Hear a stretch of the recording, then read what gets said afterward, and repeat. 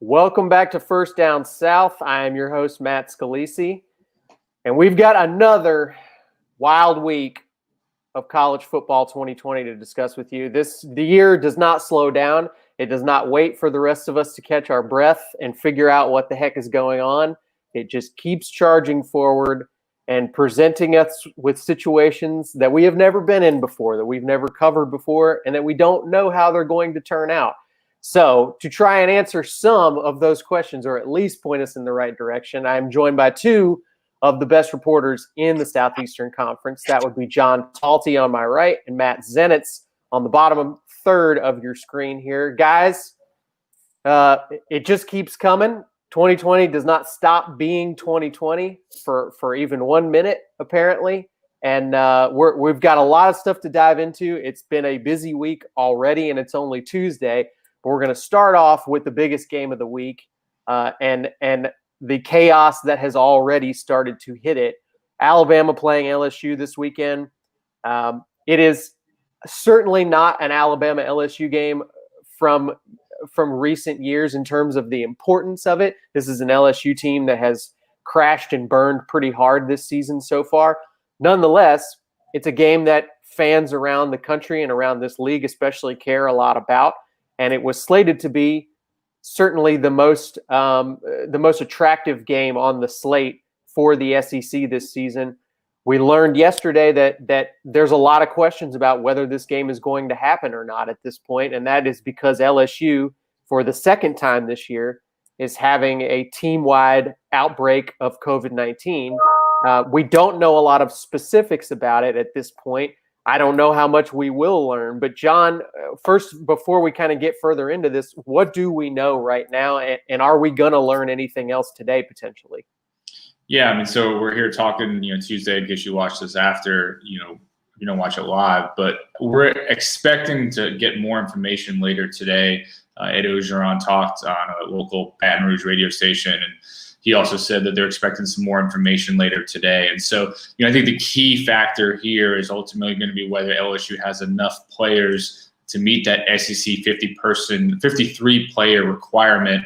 You need to have at least one quarterback, 7 offensive linemen, 4 defensive linemen, and 53 total healthy players. And we already know because of Miles Brennan's injury, which could potentially keep him out for the year, that they're already kind of down on QB numbers. And so there's just not a ton of wiggle room there in order for them to hit that 53-player number.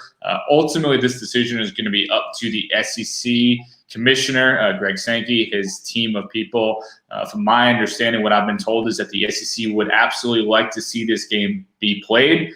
We can get into some of those reasons why in a second. But there's some important people that want this game being played. But ultimately, it's going to be whether LSU has enough players to hit that requirement. And as of right now, that's in question. Matt, you are certainly often in communication with folks throughout the league at different programs. From people you've talked to, what's kind of the overall feeling right now from people involved in this game in terms of, are we feeling okay about it? Are we feeling downbeat, upbeat? What's the vibe right now? It's very iffy right now. It's very much up in the air. The biggest thing I would say, there's nothing new as of this morning. So right now we're talking at 10:15. As of my last communication with anybody, which was, I don't know, within the last half an hour, there was nothing new at that point from either side, the LSU or the Alabama side. But I will say from the LSU side, that at this point, they are still preparing as if a game will be played. And the way that it was worded this morning when talked to somebody from LSU perspective is that they're still grinding and getting ready as if a game's going to be played on Saturday, for whatever that's worth.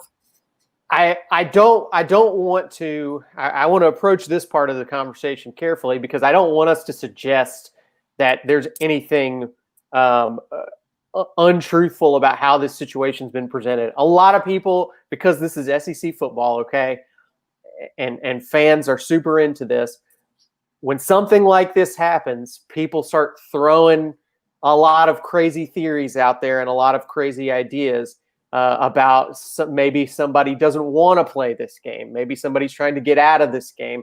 there's certainly zero evidence whatsoever to suggest that that is true. It may not even make sense logically. What I want to ask you guys about, though, is we kind of saw some folks on the Alabama side get a little bit spicy about this yesterday on social media in a way that I would say typically people from that program are not quite so outspoken on these issues. What do you guys make of that?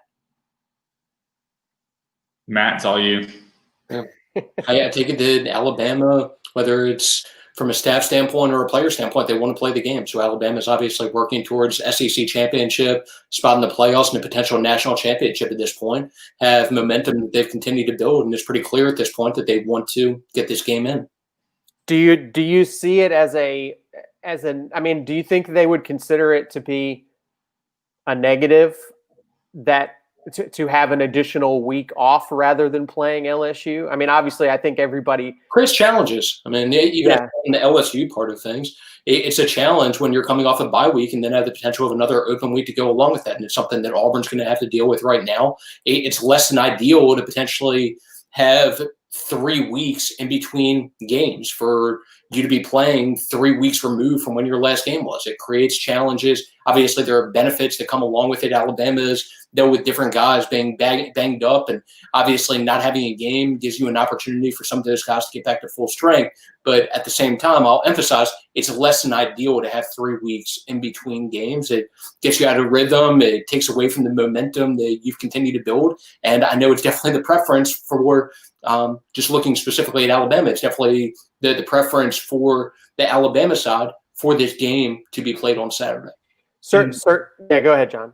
Yeah, I mean, well, I think just to go off Matt's point, I think one of the things we have to factor into specifically with this year, and I think Nick Saban hit on it yesterday, is that bye weeks are always challenging for programs when people go home, but that's in particularly more challenging this year just because of the COVID pandemic and really trying to keep guys into a bubble. So you get an extra bye week. That's an extra week of really trying to hold your guys tight, hoping that they're maintaining their bubble. They're not going out to parties and bars, which has certainly been the problem for LSU and some of these other schools that have had COVID-19 outbreaks on their teams. So there's kind of that unique challenge of not only you may be a little rusty in your next game, but you might have your own little mini outbreak if your guys aren't super diligent about doing what they need to do during an extra bye week.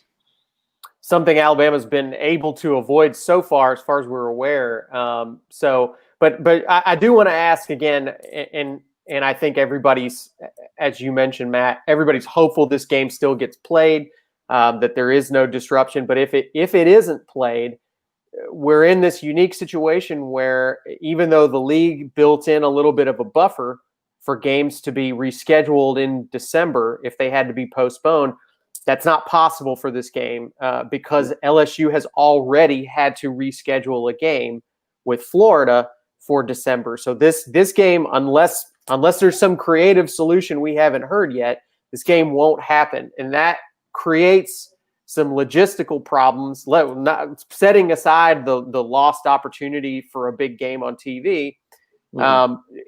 It creates some logistical problems when we're talking about determining potentially who gets to go to the SEC championship. John, have you heard anything from the league in terms of how that could potentially be handled? I asked some different people yesterday about that, and particularly whether it was possible that a division game like Alabama-LSU could take precedence over that Florida-LSU game that's already been rescheduled for December 12th. What I was told back is, as of this point, no. As of right now, Florida-LSU is scheduled for December 12th. There's kind of nothing in the rule books or anything like that would state that Alabama-LSU would move over that. So, it creates a tricky situation for the league office at this point, because if that game is, canceled this weekend, what's going to be happening potentially, as it looks right now, Florida would have to play LSU December 12th.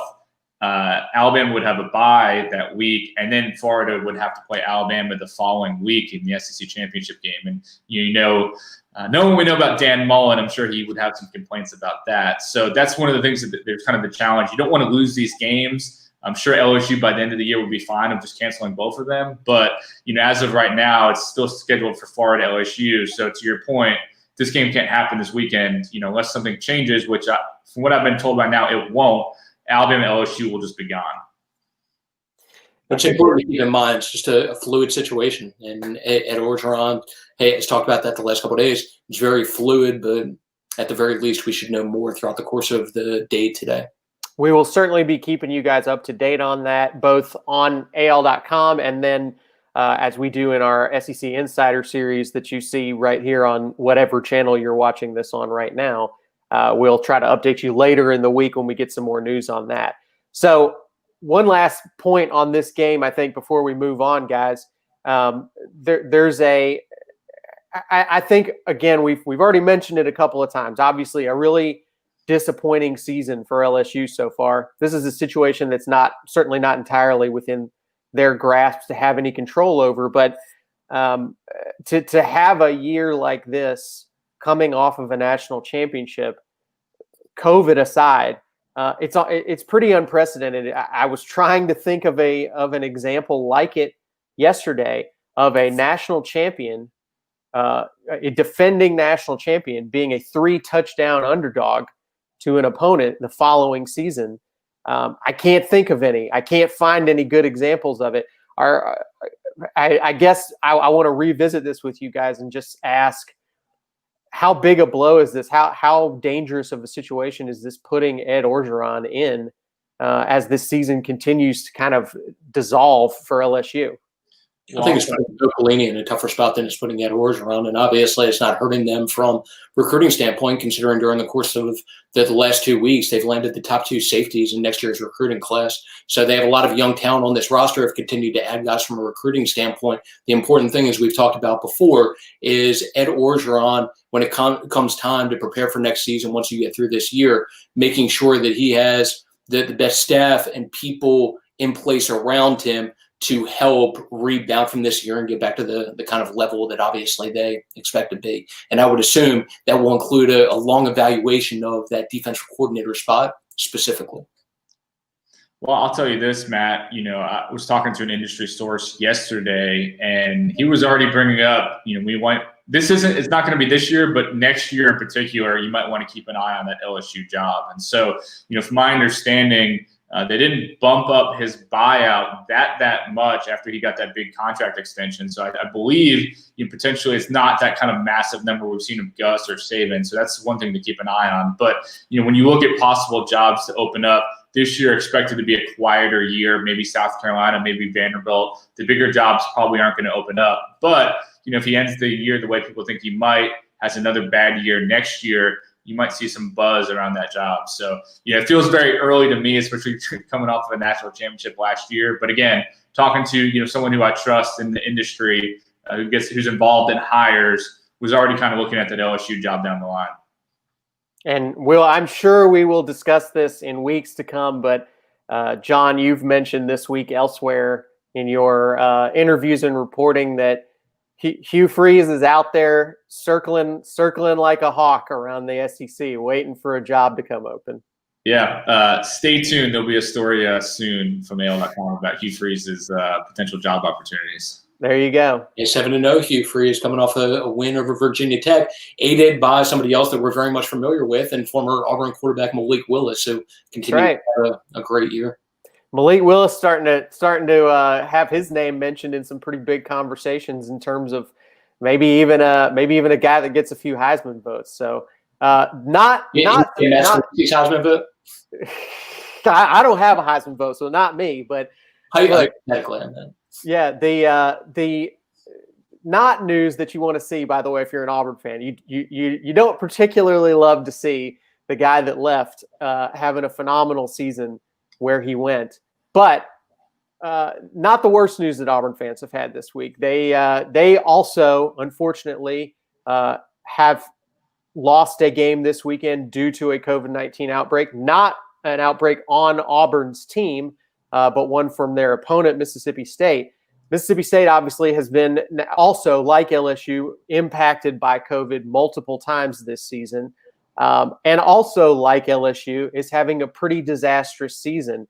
I've seen some folks sort of suggest out there that maybe it's harder to maintain a bubble. Maybe it's harder to keep your guys following COVID protocols when the season's not going well, when the investment isn't there in these games that they're playing in. Hard for us to know that, obviously, from outside the program. But let's talk about this one a little bit, guys. They've already – there's no sort of waiting around on this one to see if things turn out well. They went ahead and postponed this one pretty quickly. Yeah. Well, first of all, kudos on the transition from Malik Willis to talking about this game. That was very impressive. That's what I do, Matt. That's why I'm the host. I make the segues. Yeah, but this is an unfortunate deal for Auburn. So what did we talk about last week? How this was the beginning of a two-game stretch coming out of the bye week that would provide a means for Auburn to continue to build up its record, build up momentum going into the Iron Bowl against Alabama.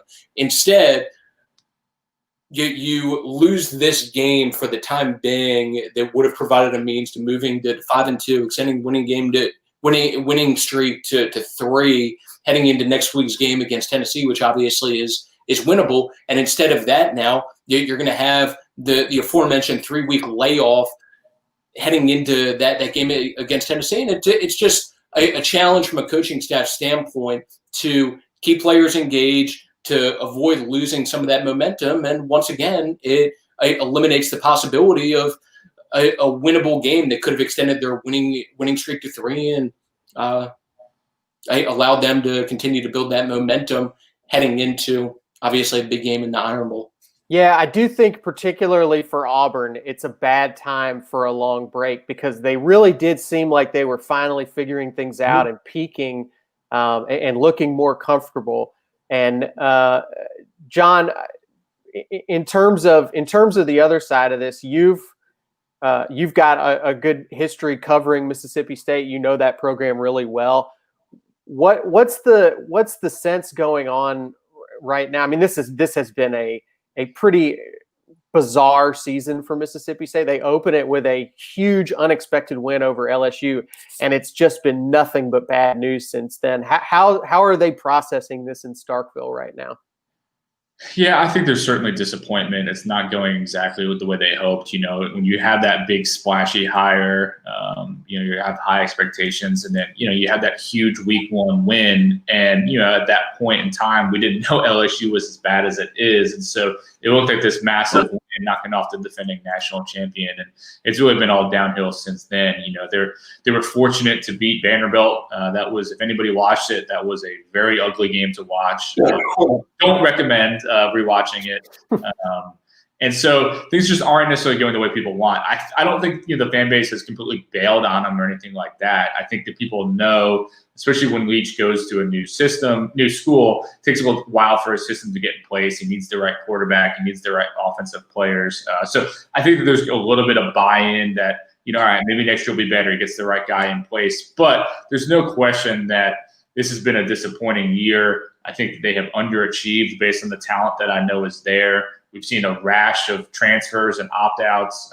Matt was one of the people who first reported quite a few of those, including Kylan Hill, who had a huge year last year under Joe Moorhead and just never really seemed to fit in with Leach. And so I think there's real concern for the future. I think that there's real concern about whether Leach is going to be able to have the level of success, that fans expected, and also that the school expects. They're paying him a lot of money, one of the higher paid guys in the SEC.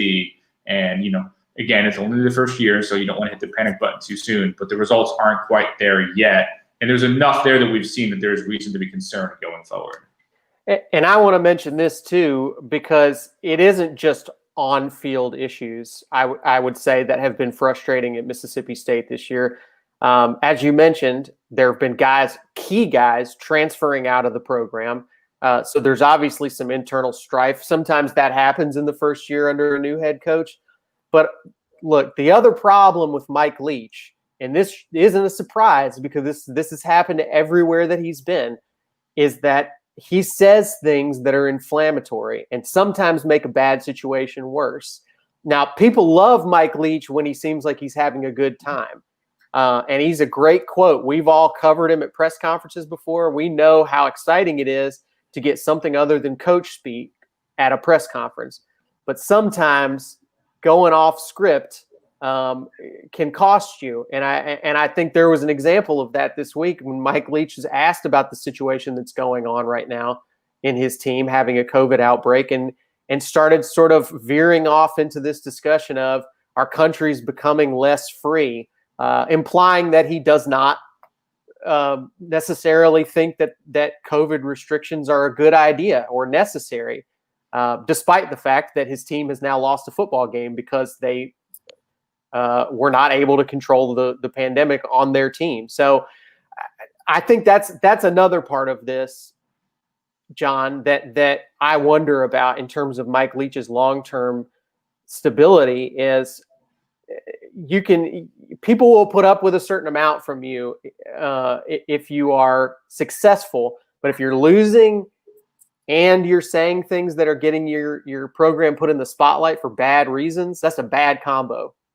I totally agree. I mean, I think winning cures all, and the more you win, the more you get away with. But when you're losing, those memes that you post on Twitter after a bad loss aren't quite as funny to the fan base. And so that's the issue that Leach potentially runs into, is just that he doesn't really know how to turn it off. And so when they're winning, it's fun and it's great. Him posting memes after the LSU win, everybody was loving it. But when you're getting blown out by Auburn and some of these other teams, that's when you're going to have some pushback on that. So, I think one of the things that I remember doing a story on Leach a few years back, and Chuck Ninus, former Big 12 commissioner, longtime search consultant, told me, there's a reason why he's worked in certain places and why he hasn't gotten jobs in other ones. He pointed out, it's like he's been in Lubbock and Pullman. It's worked there, but he wouldn't work in Palo Alto, which is, obviously Stanford. And so, Starkville is kind of fits into the geographic weirdness of those two places, but there's a lot more spotlight in general being in the SEC right now than, in the Pac-12, which, his fun little viral comments went wild. But otherwise, a lot of people just didn't pay that close attention to what he was saying. A lot more attention being paid to what he does now. And I think there's the risk you run is when you make those comments and, like you said, you're not winning. That's when the fan base starts to turn on you. But this comes a long way with Mike Leach. It's been the same everywhere he's been, and this is so far from the first time that he's had a comment this year that could be construed as questionable, whether it's during the course of the Kylan Hill situation as that was developing, when he indicated that there had been no communication whatsoever with the best player on his roster.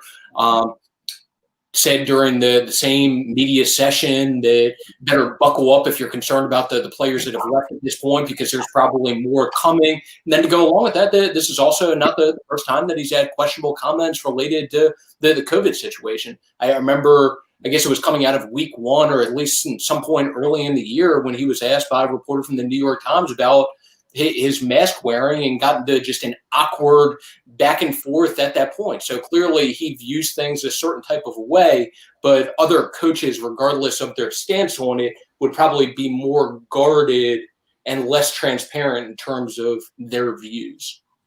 I think that's a good way to put it, Matt. Yeah, and it doesn't help also, like you guys have referenced, when you're struggling on the field to go along with that. Whereas if he had continued to build on the momentum from the LSU game and they were just in a better spot as a team, I think it would be more overlooked to a certain degree than what it has been recently. I do think, John, I agree with you that Mississippi State does sort of seem like it would fit that profile of the more rural, isolated geographically programs. But it's funny because even though I think we do think of Mississippi State as not one of the sort of, big six in the SEC or whatever you want to have it, they're not a blue blood in the SEC. It's not like they've been a program that's completely been out of the spotlight in recent years. I mean, they've actually been ranked in the top 5 multiple times in recent years, including briefly ranked number 1 not that long ago. So they are a program that is not totally foreign to national attention. No, I mean, and I think the key thing to point out is, Dan Mullen raised the bar of expectations there. Fans expect to go to a bowl game now. They expect to, at least be in the mix, not be the last place SEC West team. And so, that's what Leach has to meet up. It's not like coming in like Jackie Sherrill did and they're used to losing every game. Like you said, they were ranked number 1 in the country at one point in the last, 6 years or so. And so this isn't a garbage program or anything close to that. Like, they expect to win to a certain level. And that's why there's going to be more pressure on Leach maybe than he was used to at Washington State. John, you mentioned. Yeah, did a great job under Darth Vader, and now need to see if they can have the same kind of success with the pirate leading the way. But for what it's worth with him, if you look back at his track record, it's typically in the year 3 range when starts to hit his stride and have the kind of success that I think most people have typically associated him with, especially from an offensive standpoint. Well, Matt, I almost had my perfect transition set up for me by you guys. And then you had to go and drop some additional important information and knowledge and ruin my transition. But here we go anyway. Speaking of Dan Mullen, let's talk about Florida right now, because Florida is now coming off of a huge win over Georgia in Jacksonville. And I would say, maybe, correct me if I'm wrong, guys, fair to say this is Dan Mullen's biggest win so far at Florida? I would say yes.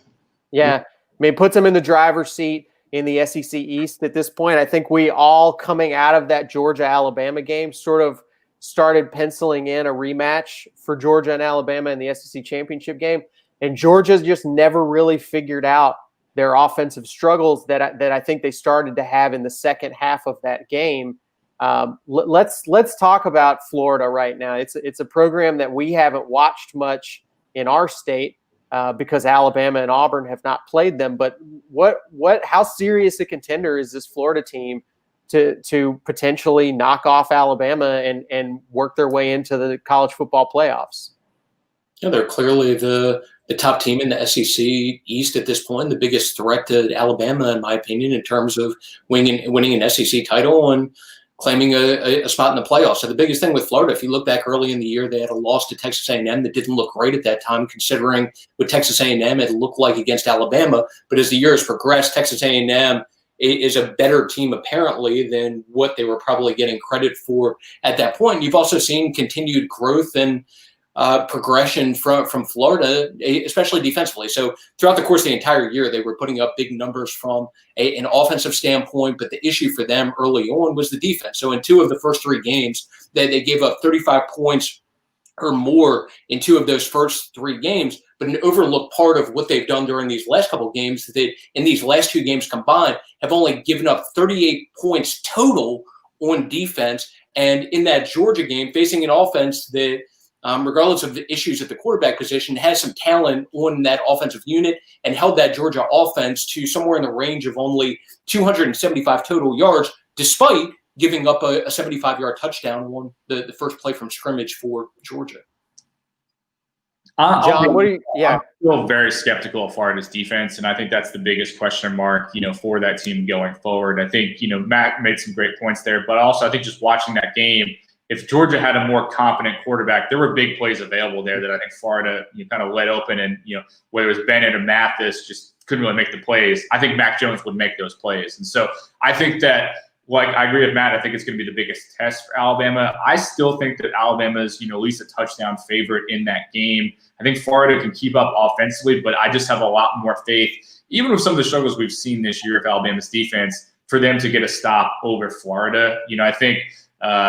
Todd Grantham, well-known defensive coordinator from Florida. I like Sark's potential to kind of out-duel him in that game. I think Golden can probably get a stop or 2 if he has to on defense. And so I'm excited about that game. I think if we end up getting that game for SEC Championship, it'll be one of the better SEC Championship games we've gotten in recent years. But I still like Alabama a pretty good amount in that game. I think that they're still the clear top team in the SEC right now.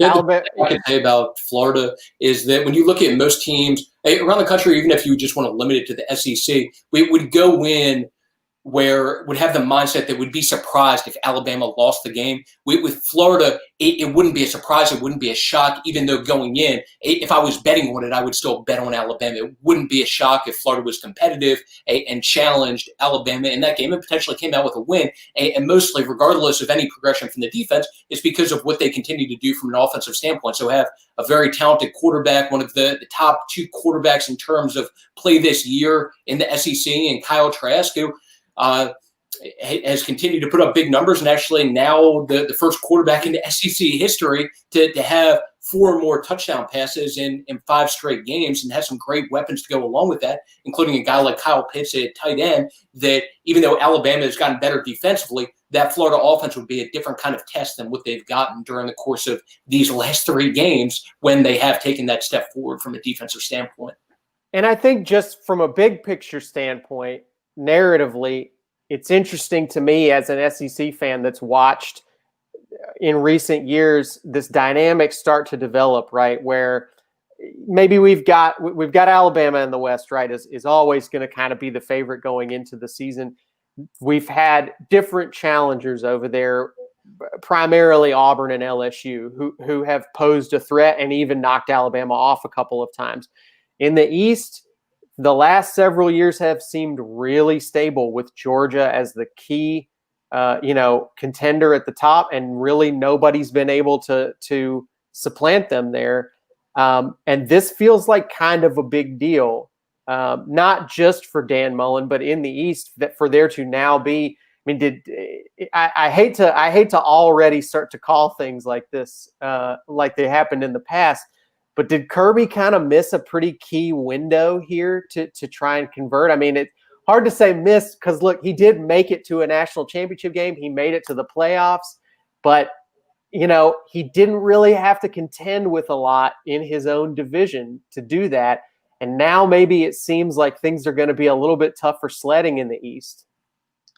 I believe that, yes. I wrote a piece on Sunday wondering whether Georgia's title window is closing a little bit. And I think it's certainly not closed. I don't want to say anything close to that. And I made sure to point out in that story, with the way that Georgia's recruiting, they've had the number 1 recruiting class, a couple of years in a row, also had the number 2, I think last year, on pace to be in the top 5 again this year, I believe. When you recruit at that level, you put yourself in, the kind of small group to win the national championship.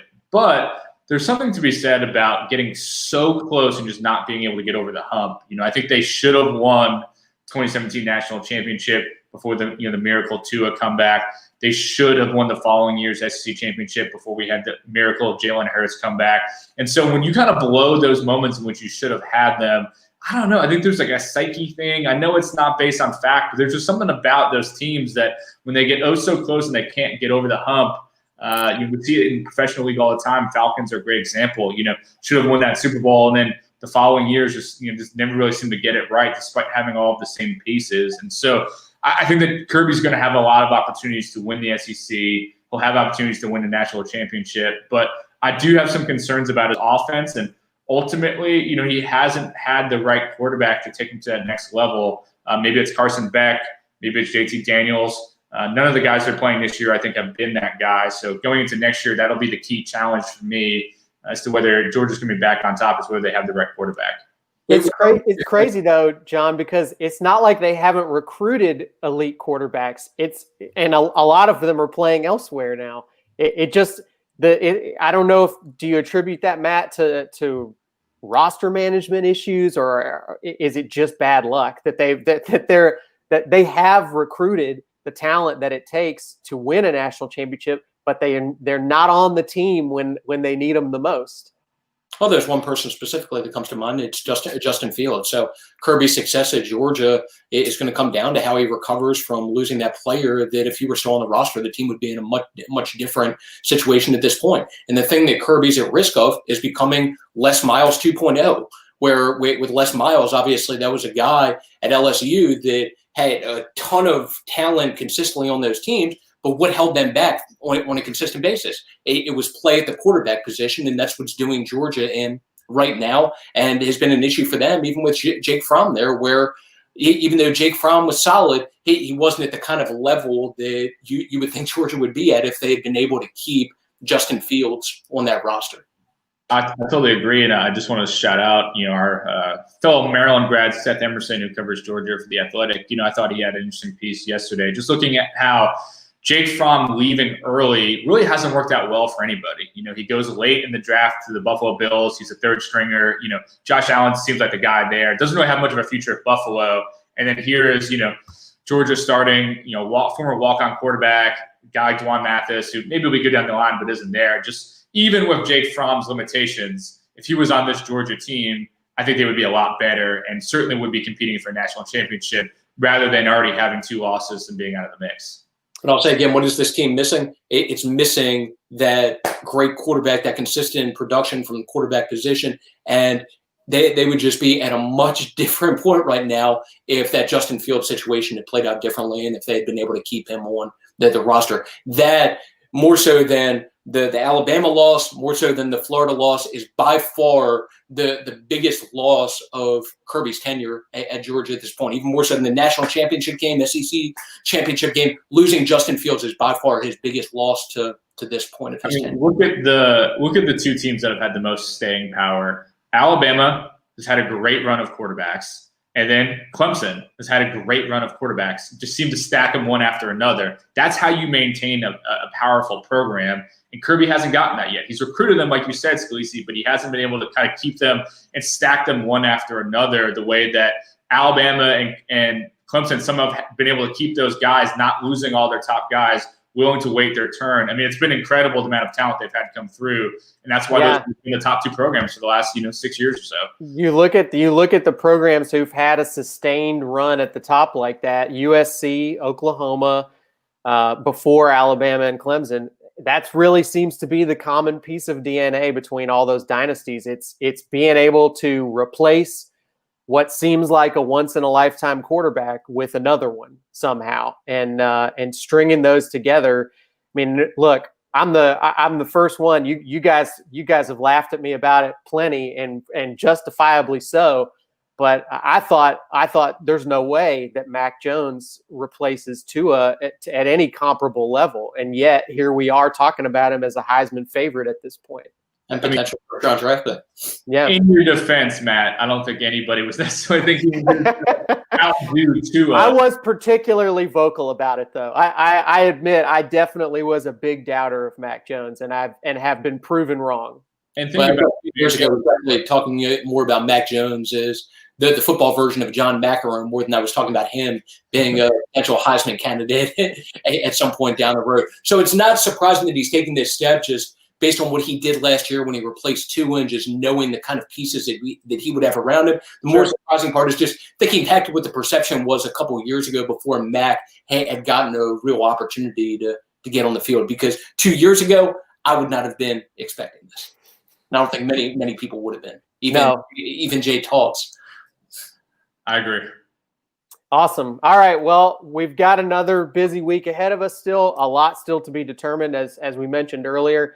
We're hopefully going to get some further information about Alabama-LSU and where that's headed later today. If not, we will keep you posted as the week goes on. You can stay tuned to us here on our Crimson Tide Facebook page or YouTube channel, or you can always find all of our latest reporting over at AL.com.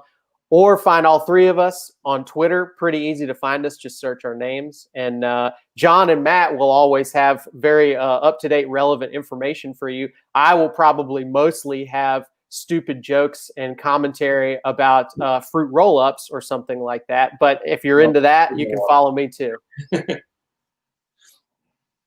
Highly recommend following for that content.